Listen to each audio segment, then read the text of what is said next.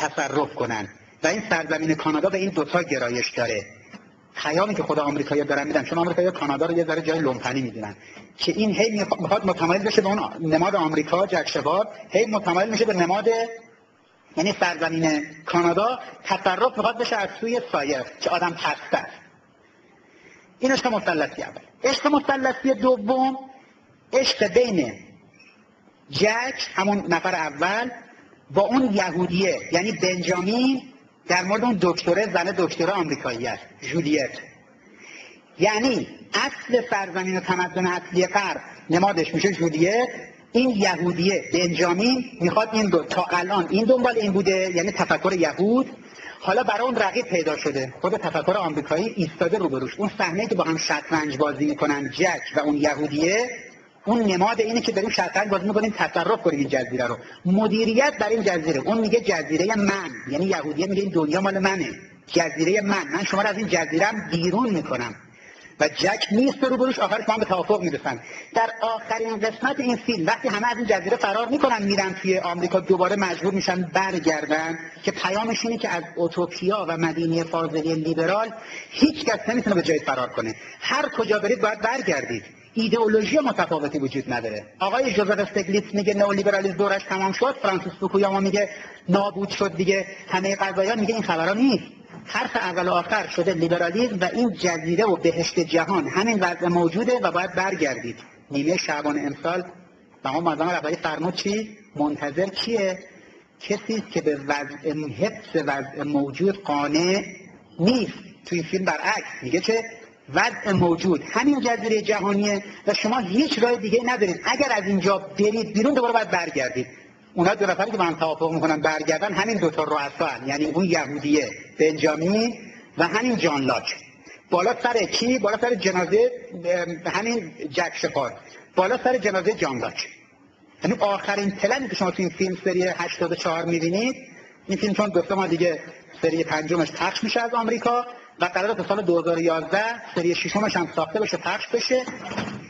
فضایی که این به وجود آورده اینه. پس بین انسان تراز پایین لیبرال با انسان تراز بالای لیبرال دعوا بر سر سرزمینه، یعنی کیک نماد کانادا، دعوا بر سر خود اصل آمریکا، سرزمین اصلی آنگلوساکسون ها، دعوا بین یهود یعنی بنجامین با جک، این عشق دوم.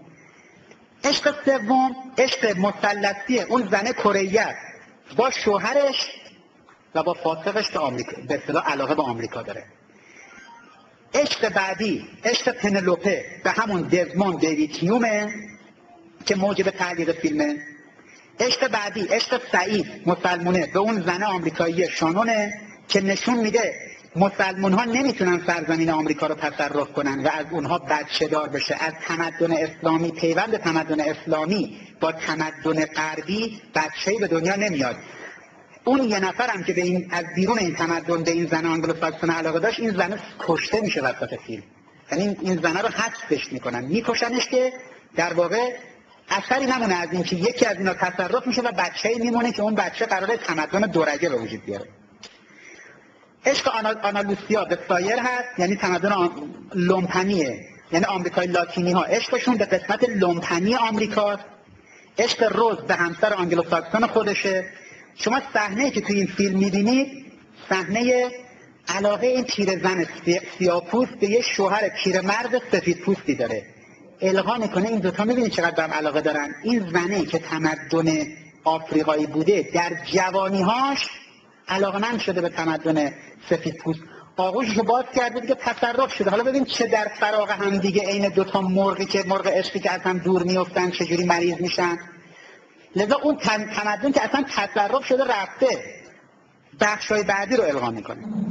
عشق دانیل نسبت دانیل به بنجامین، یعنی این یهودیه قبلا این فرانسویه زنش بوده، ازش یه دختری داره به نام الکس. پیامی که توی این فیلم القا میکنه اینه: اولا تمام آدمای این فیلم حرامزاده‌اند، یعنی هی تو هر قسمت میره زندگی اینا رو، گذشته‌شون رو بررسی میکنه. تمام این آدمای این فیلم حرامزاده‌اند، از جمله این بچه‌ای که تازه تو این جزیره به دنیا میاد. یعنی به این مادره میگن که این پدرش کیه؟ میگه این من اوپن هستم، به اصطلاح فکرم بازه، هم خیلی امروزی هم نه اینجوری میپرسه. یعنی چی پدرش کیه؟ لذا تمدن حرامزاده. تمام کاراکترهایی که تو این فیلم هستن همه حرامزاده، تمام کاراکترها. یعنی زندگیشون رو نشون میده.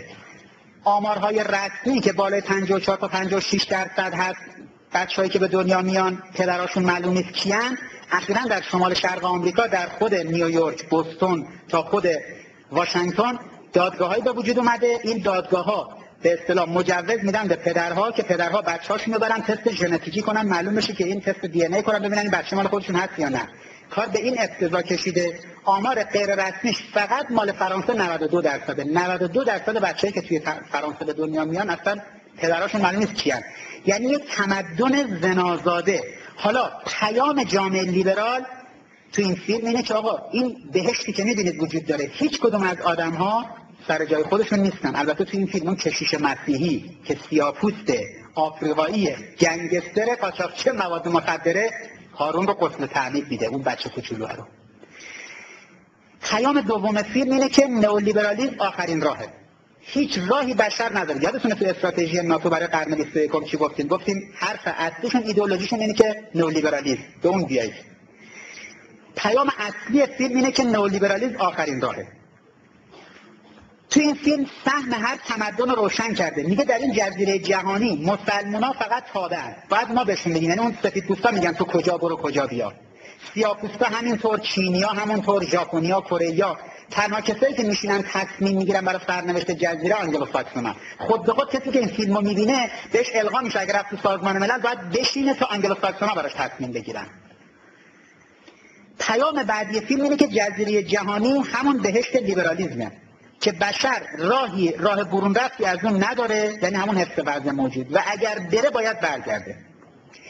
اوتوپیاگرایی و مدینه فاضله لیبرالیسم رو به بهترین نحو نشون میده. ببینید اصل بحث مردم سازی، دولت سازی و نظام سازی. تو این 47 نفر انقدر اینا قشنگ تمرین نظام سازی میگن. مردم چینی، دولت سازی، تمدن سازی به دو روش صورت میگیره. یا مردم از ترس دور هم جمع میشن یا از سر محبت. اینا از ترس مشکلاتی که تو جزیره وجود داره دور هم جمع میشن، از سر محبت بینشون علاقه عاطفی به وجود میاد، ملاط رابطه‌شون میشه. لذا الان توی عراق اصلی ترین مسئلهشون دولت چینیه. علوم استراتژیک سه تا کار اصلی میکنه دیگه: دولت چینی، ملت چینی و نظام چینی. state building، nation building، system building. تو افغانستان دارن نیشن بیلدینگ میکنن، ملت سازی میکنن. کتابای جدید فوکویاما رو ببینید. توی عراق دارن دولت چینی میکنن، توی لبنان و فلسطین دولت چینی میکنن. ما و آمریکا داریم رقابت میکنیم. آمریکا تو لبنان یه دولت به وجود آورده، یه شقش در واقع جریان حزب الله. تو فلسطین یه دولت اونا به وجود آوردن که ابو مازنه. توی کرانه باختری یه دولت به وجود اومده طرف جریان اسلامگرا که توی نوار غزه. یعنی این حکومت‌ها دو تا فرق دارن. توی جمهوری آذربایجان، پاکستان، افغانستان، عراق اینا دارن دولت چینی، ملت چینی میکنن. تو این فیلم روش‌های دولت چینی، ملت چینی توسط اینا رو به خوبی نشون میده. این دختره اسپانیاییه، آنا لوسیا. یه گروه دیگه اینا که افتادن یه گوشه جزیره رو میاره تو مسیر، همه لط و پار میشن. یعنی نمیتونن دولت چینی کنن، اونایی که لیدرشون اسپانیاییه. اما وقتی اینا میان توسط جک شفاک در لحظه که بلند میشه چوپان اینا میاد مثلا تهدید که میشه 4 تا اسلحه تو هواپیما بوده، این زنه رو صدا میکنه که پلیس بوده، میگه بخوام ارتش را بندازیم چی نیاز داریم؟ خودش بخش سیستم بهداشت درمان را میندازه، سیستم شکنجه را میندازن. این مسلمونا رو میذارن اون سایه رو شکنجه کنه چون این وسایل همه رو جمع کرده نمیداد. یکی از اینا آرت داره برای اینکه مثلا این وسیله اینا رو میگیره بعدشون باج میگیره، اونو میذارن. این سیستم امنیتی شکنجهگر میذارن اون شکنجه بده که اینو از دست این در بیاره. ببینید دولت چینی، ملت چینی نشون میده که انگلیسی‌ها، آمریکایی‌ها چقدر تو این قضايا مسلط. سیطره آنگلوساکسون‌ها بر جزیره جهانی رو نشون میده. تقابل و همکاری آنگلوساکسون‌ها و یهود در مدیریت و سیطره جهان. و تمام این فیلم این بنجامین یهودی با جک ضد و دشمن همن. یه موقع این اسیر اینا میشه، یه موقع این اسیر اونا، اما آخر سر عده توی کمر اون یهودیه رو همین دشمن معروف یعنی جک در میاره. در واقع میگن برای مدیریت در جهان همکاری ما یعنی یهودی ها و آنگلوساکسون ها ضروریه. تو این فیلم تو این جزیره یک عدد رمزی وجود داره، هی باید صفرش کنن، عدد 108. مدام این کنتور میندازه، یک تأسیسات زیر جزیره پیدا